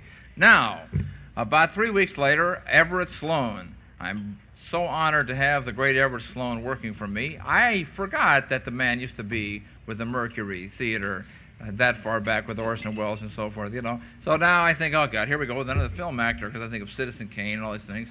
And he's sitting at the table there with his script, and I said to him, okay, Everett, now, I said, this is a 44B RCA mic. It doesn't make any difference to you. But the thing is this, you have to kind of talk across it, see, like that, and stay in the mic. And he goes, yes, all right. It's very gracious. Oh, God, he was so gracious. And then I looked over, I noticed that he was marking his script like this, circling his lines there. I thought, gee, that's the strange thing for a man to do. He's never worked in radio. And I said, Everett, have you ever worked in radio before? And he said, well, it's actually, I have, Stan, yes. And I said, well, really? What programs did he do? And he said, well, I was with Orson. I said, you are with Agnes Sunday, yes, with Joe Cotton. And I said, right, okay. Wonderful, So he was really beautiful about it. And here I met Corwin then, and I saw his eyes glazing over, and I thought, here I go into the Everett Sloan thing again. Well, listen, a man has, I could tell you a lot more things like that, including my remarks to Hermes Penn, the choreographer, and he never worked in radio. But I just like to say it's been a great thrill knowing you and having you as a friend, and I too would like to be directed by you. And why don't you write? Boy, oh boy, the man has got to do something in television like he did in the radio. Go ahead. Thank you, Stan. By the way, if anybody caught the punchline there, I'd be so happy to have it passed up to me also. Will has to leave, but we do want to call, we've heard a lot of words about Corwin. We'd like to hear a few words by Corwin, by an actor who performed many, many plays with him, that distinguished actor, William Shatner. Bill did not fly Ray in from Mars on Star Trek this morning. I feel like Edward Sloan on that Z. This should be the end. The audience is getting restless. I'm going to bring you up to date. I did a play with Norman in Salt Lake City. And I thought it was a marvelous play. And I was directed by Norman. And in those 4 weeks, we learned to love each other. Sorry, Marcy, but it's different now. This play was a farce that evolved into something deeper, as it did so frequently with Norman. And that deeper moment came late in the play when the character I played came into a cafe. The cafe owner, Fumarello, had a cauliflower. And I said, what have you got there in your hand? And the guy said, a cauliflower. And I said, let me see it. Why, this is a brain, not a cauliflower. Look here, look at these convolutions. Cerebrum and cerebellum, gyri, corpus callosum, medulla oblongata. Aren't these royal-sounding names for this majestic mush? Think of it! The compactness and economy. Some thought's gone into this, Fumarella. What an engineer designed this package. Suppose you went to IBM and you said, design me something weighing a pound or two which can part sight from sound and smell from touch and fear from courage. It should love and it should hate upon the proper stimulus, must distinguish between the smell of roses and oregano, must move 100 muscles several feet away, ponder urns and theorems and third acts make speech, remind itself, feel joy and terror, comprehend the architecture of a crystal, weigh the earth and chart the path of missiles so the freeways to the Pleiades will be safe. Add to that, it should be moral too, and give out wit, repair itself, do automatic things, cry, laugh, wring hands, dream, die, and resurrect itself within the cycle of a day. Yes, and one more thing, Sir IBM. I want this article in mass production. Billions, do you hear? It must be made of air and dust and water with a little passion and a little pain. All right, got all that down? When can you let me have it? This is a handsome and a pat device for me, old boy, concede it. But from what ventricle, what ounce of moldy matter seeps the bilge of melancholy? Where are the dreary marshes of malaise? At what joint is the will attached to the subserving flesh? And where is it? The will becomes will-o'-the-wisp. I tell you, unless joy and love and peace get top billing on the 4 sheets, what are we but a cattle yard? Thank you for the loan of your vegetable and your patient listening, and good night, sir. I am always prolix when potted.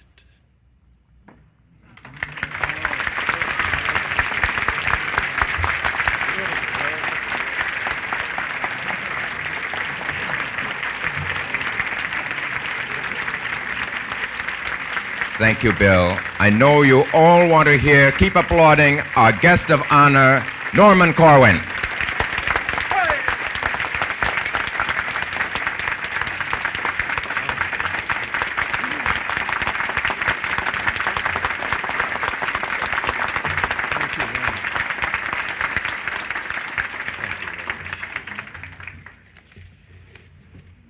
Gentlemen, I listened to every word you said.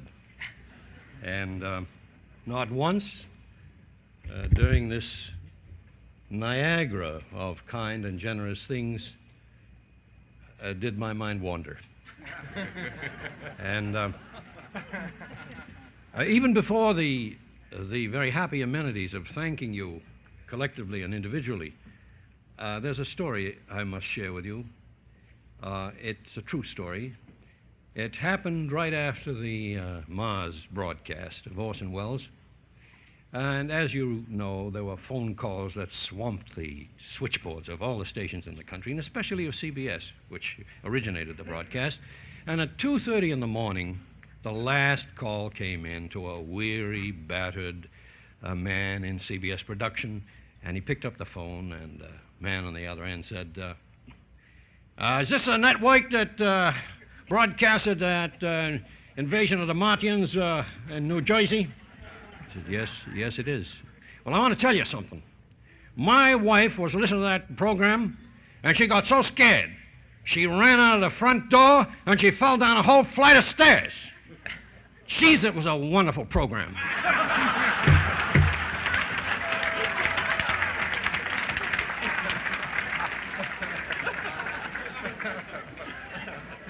So I want to say to you, Bill Baldwin, that up to this point, Jesus, a wonderful program.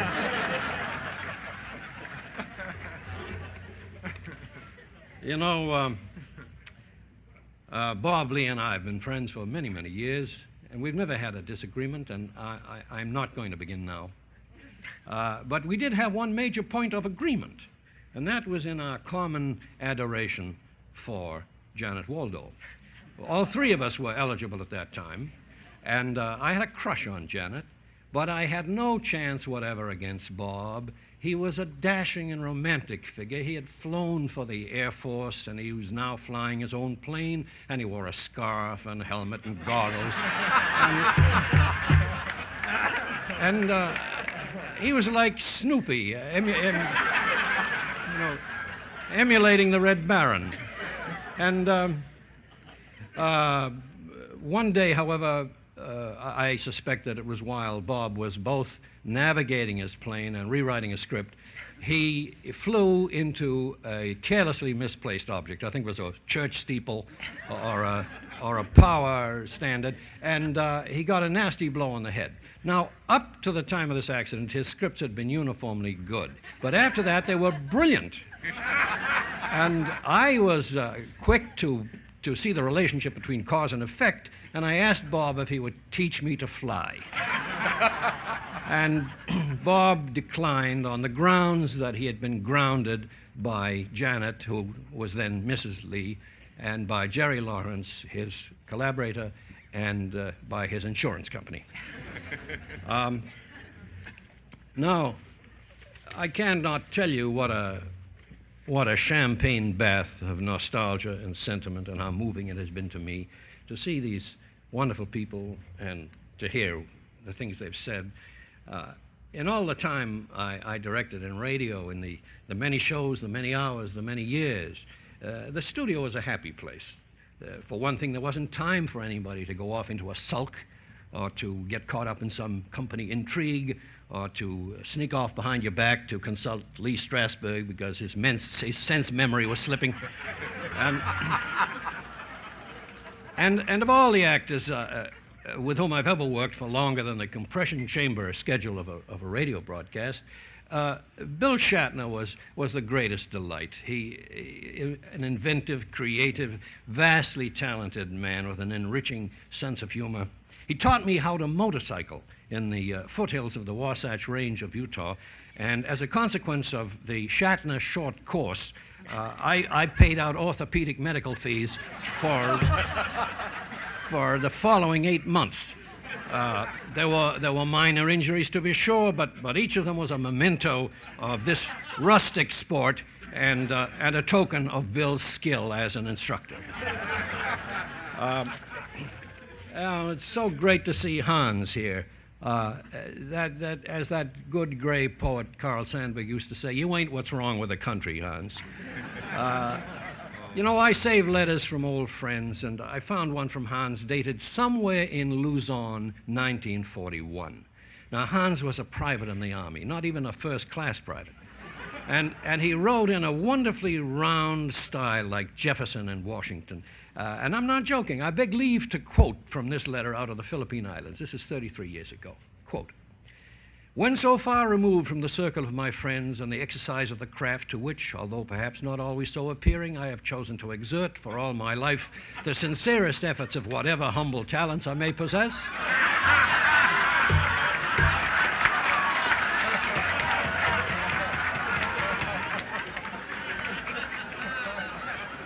And then he went on to speak of having been trained, quote, "in the mountain and bigoted fastnesses of Kentucky, to take an active part in the machinations and machinery of the armed forces, and I was designated driver, half-track, crewman heavy mortar.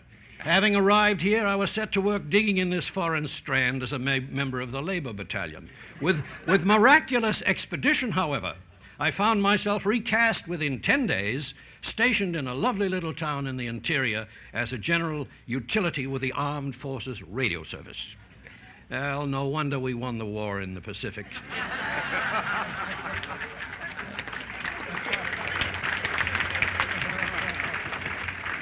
Anytime you want to give up acting for writing, Hans, you can write speeches for our presidents, and they would be a great improvement.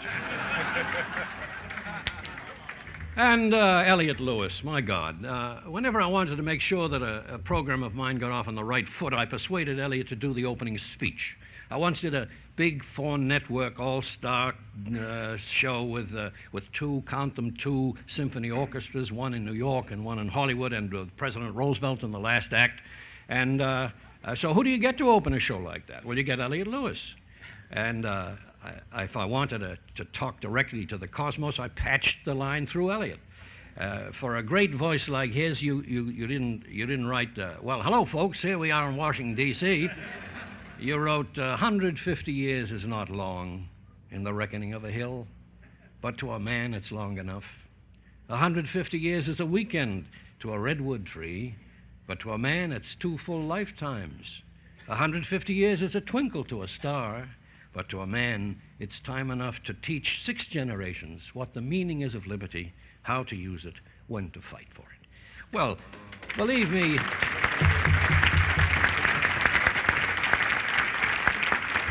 it sounded better when Elliot read it, and that gives you a good idea of how I needed him. Perry Lafferty, ageless Perry Lafferty, he doesn't have a wrinkle. He's a great ornament to this occasion. He's been among the top brass of CBS for 6 years longer than Bill Paley. But then he always had rank. If I remember correctly, he rose to be a sergeant in the Air Force.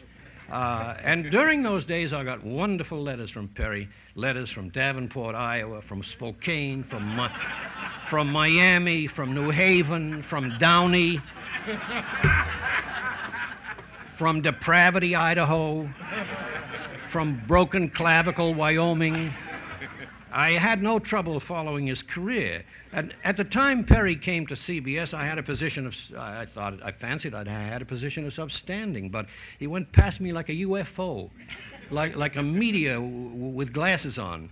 And he had talent busting out in all directions: writer, director, music, composer, and with it, enormous charisma. A term which, until its usage became popular, I always thought meant a bronchial ailment. But Lynn Murray will attest to the time when Perry, up in the country where Lynn and I had the houses he described, he posed one night as an artifact, as a well-preserved mummy, standing with arms folded over his chest inside a huge Chinese Chippendale cabinet. And when the cabinet door was opened to the edification of some lady visitors that Lynn had, and was showing his objet d'art to, they opened that door, and it scared the few wits those girls had right out of their heads. I don't see Perry nearly often enough, but still I feel curiously related to him, not only because of the past, but because he's the father of one of my favorite American beauties, Marcy, and through Marcy, he's the father-in-law of one of my favorite actors, Bill Shatner. So you can see it's a small world. Will had to leave. Well, a pity. It was very... He, as Bill told you... Catch a plane. Yeah, I had to catch a plane. Ray, my memories of Ray go back a very long time, and they're also very special. I remember when he and Maggie were living in a little pad within earshot of the ocean at Venice, and one of the first letters I ever got from the young Ray, before I ever met him, contained a sentence of benign pleasure. It read, "It has been a surprising and happy experience to have my work compared to Poe," which it had been. But it was not to be long before works were being compared to Bradbury, and that is only one index of his prodigious achievement. When I first became a father, I got a telegram from Ray which read, "As a father, I can speak with authority when I say there is nothing to it at all. Just be sure the cigars are fresh and smile." Ray, God bless him, he has an enviable way with a slow crunch of eternity and with the heady elixirs of this life. And as far as his credits in outer space are concerned, there's a movement afoot in NASA for a mountain peak on Mars to be named in his honor, and that would only be fair because, after all, Ray has done so much for Mars. Not at the head table, but sitting just below me is Byron Kane. I once spent a whole day auditioning for an actor to play a role opposite Margaret Sullivan, and I couldn't find the particular quality I was looking for. And at times like that, you wonder whether the quality you're looking for exists at all, or is just a fig bar of your imagination, as Sam Goldwyn might say. In any case, just as we were about to shut down the board for the day, in walked a total stranger, a non-professional who'd never acted in his life, and I think he'd wandered into the studio mistaking it for the men's room.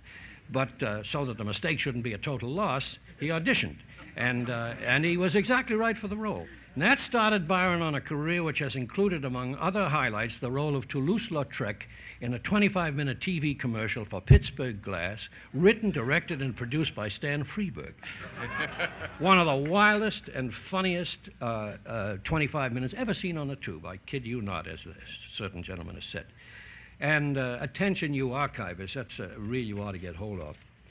As for Stan himself, he's one of the nonpareils of this or any other era. Anytime he makes up his mind to do so, he can be a social satirist of tremendous wit and pungency, a sort of Dean Swift and Voltaire and Daumier and Art Buchwald and Chungking Noodle, all rolled up into one, with footnotes by his famous puppet Orville. And Stan is he's a charter member of that secret society, the Vic and Sadists. And at the last meeting, he showed up late because he had been stopped by a traffic cop.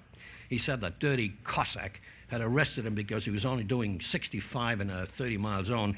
And Stan's account of how he tried to charm the stormtrooper out of giving him a ticket included the ploy of mentioning a great science fiction writer.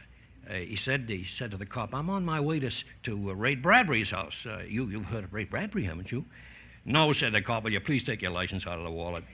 And that's the sort of thing that gives the Vixen Sadists a bad name. I wish I had time to dwell on on reminiscences of my other many good friends who are here with us today. Joe DeSantis and Irene Tedrow was one of the radio immortals, along with the late sorely missed Aggie Moorehead, Mary Jane Croft and Alan Reed, Virginia Gregg, Carl Haviland. They're the kind of people who make it a joy to get up in the morning and go to work in the studio. And as I see all these pioneer faces before me, and among them so many good friends, I'm tempted to make a confession of a discovery. It may sound like treason to my distinguished fellow writers here, but I'll take that chance. The discovery is that writers can sometimes be wrong, and big writers, too. For example, D.H. Lawrence once wrote, "Why doesn't the past decently bury itself instead of waiting to be admired by the present?" Well, the answer to that is that if the present should happen to have little to admire in itself, if it is jaded or loveless or inhumane, or if it is prone to violence, that generation, the present, may well need to admire some model of the past. Today, we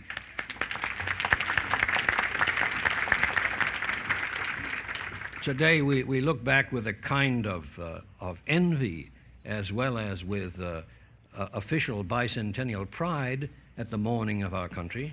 We look back hoping to learn something fresh from it, to be inspired by it. So I don't think we should willingly bury the past. Indeed, it would seem to me indecent and at times even hazardous to do so. Maxim Gorky once wrote, "In the carriages of the past, you can't go anywhere." Well, Max, on the freeways at the present, you can't go anywhere either.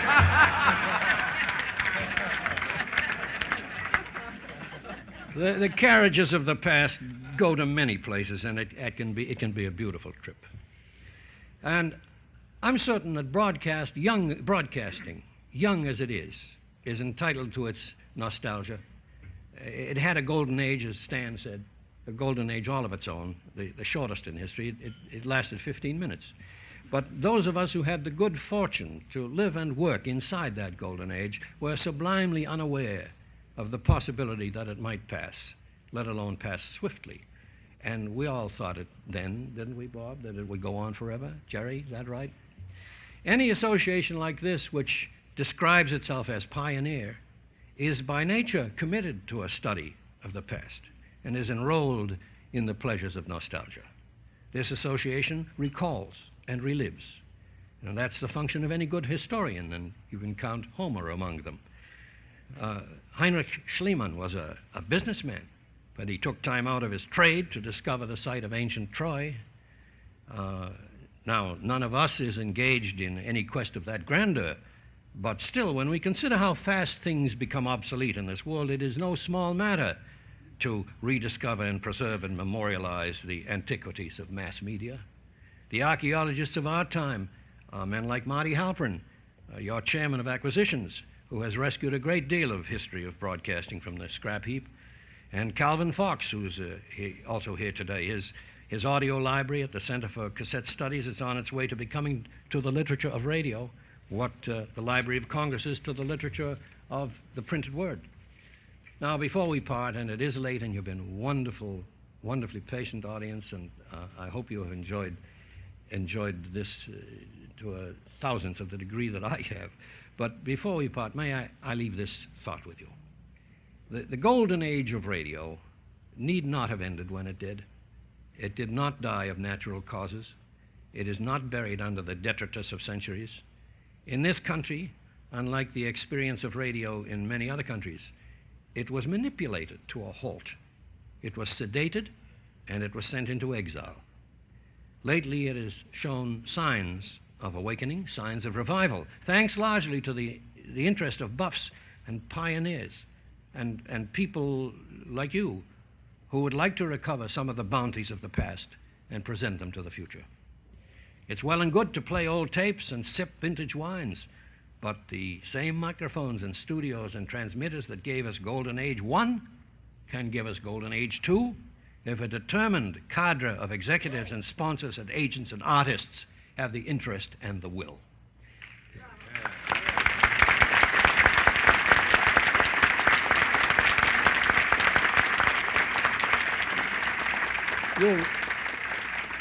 Bob will write for it, Jerry will write for it, Stan will write for it, a lot of people here will write for it, Elliot will direct for it, Hans will act for it, so will many of you here. It is to me at least as conceivable that a revival of live radio, drama, and comedy and variety entertainment might even show a profit. That's just as conceivable, I should think, as it is inconceivable that an entity as far from obsolete as the automobile industry and as sacred to America should be showing a steady loss. Now think of how many radio programs could be put on for the price of a single TV pilot that never reaches the air. My entire series of broadcasts, the scores of programs, the body of work that has commended me to this body of people, probably cost less in the entire aggregate than a single special on TV. You know, if Muhammad Ali and button-down collars can each make a comeback, so can an art that is younger than I, and I don't feel that old. I don't feel old at all. This luncheon has, in fact, added years to my life, and it's given me a store of memories to keep me warm through many a winter. And so, my very deep and my humble thanks to you for the fellowship of this afternoon and for the privilege of sharing this room with so many dear friends and so many new acquaintances. Thank you.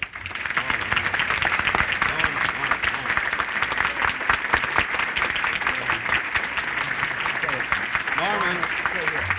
Please wait. Mr. Norman Corwin.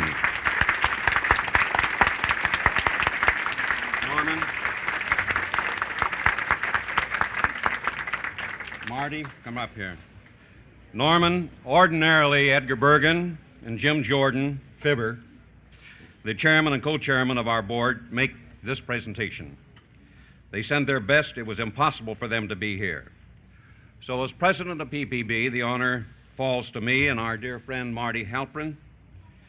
It is the highest honor we have to recognize radio, that we can bestow upon you with our deep appreciation for what you represent and what you have done for our industry. Since 1966, only 7 of these have been awarded: Ralph Edwards, Edgar Bergen, Jim Jordan, Jimmy Durante, Art Linkletter, Ozzie and Harriet, and Bing Crosby. It is indeed an honor on behalf of all of us to present you the 8th Carbon Mike Award from the Pacific Pioneer Broadcasters, Norman Corwin. Thank you, sir. Very much. Get up there, Norman. Good. Here, Bobby, get in there. One more. Good, thank you. Our sincere thanks to Bob Lee for a beautiful chairing of our show today. And Norman, may I ask a favor? I would love a copy of your final remarks about our industry so that I can send it to Jack Hellman. He had to leave. But I want Mr. Hellman to know what this is all about and why we are here. It is for love of each man and each other. Thank you. God bless. See you January 17th. Bye. All right. And those of you still listening to this podcast after almost 2 hours, interesting remarks by Corwin at the end, pleading for Golden Age of Radio Part 2. Well, as we know, this was 50 years ago, November 15th, 1974. There's been no Golden Age of Radio Part 2 since then. Sorry, Norman Corwin. It never happened. And at this point, it's not gonna happen. The big green-eyed monster of television, or whatever you call it, has swallowed everything up, and it continues to swallow everything up. And radio is reduced to sporting events and talk radio and top 40 music and things like that. But no more real drama like Mr. Corwin wished had been able to come back. Anyway, that is a very intimate glimpse at what Pacific Pioneer Broadcasters was. A luncheon like that every month for about 8-9 months out of the year. All kinds of interesting people attended those, including me, although I wasn't that interesting, but I was there. I actually vaguely remember this one. I remembered that Stan Freberg had really kind of gone off the rails when he went up there, and sure enough, that's what happened. And it's pretty funny to watch and pretty funny to listen to now. That was 51 years ago. I am 66 years old, so I would have been 15 at the time of being at this luncheon in 1974.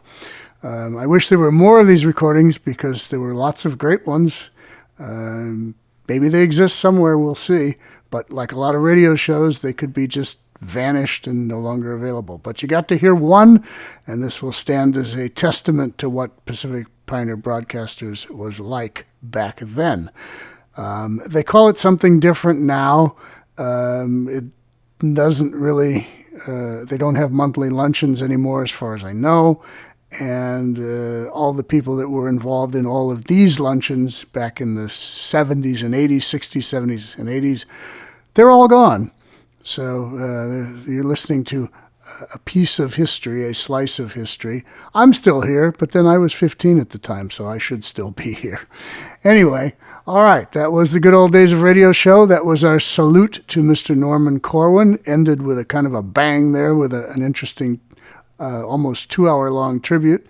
We're going to start a new series of broadcasts for Thursdays. Starting, is this a Tuesday show? Where are we? I'm lost on where we are. But anyway, if this is a Tuesday show, it'll be starting Thursday. If this is a Thursday show, it'll be starting next Tuesday. But we will have a new series of shows. I believe producer Daniel has selected some monsters. So we're going to, I guess, come up with a clever title for this, like Monsters Round 2 or Monsters Incorporated or something. We'll come up with something. And we'll feature some Thursday programs featuring monsters. So you can all pull the sheets up over your head and be scared with the monsters. And then on Tuesday, we'll do some comedy and drama and other interesting things with some original material pulled out of my vaults, and maybe we'll even have an exclusive, never before heard show or two. We can actually pull some transcription discs and play something. So whatever. We have lots to choose from. Even though lots of shows are missing, there are lots of shows here. All right, John Tefteller in the Good Old Days of Radio show. Thanks to all who stuck with us here with the Norman Corwin tribute, and we'll be back again for more.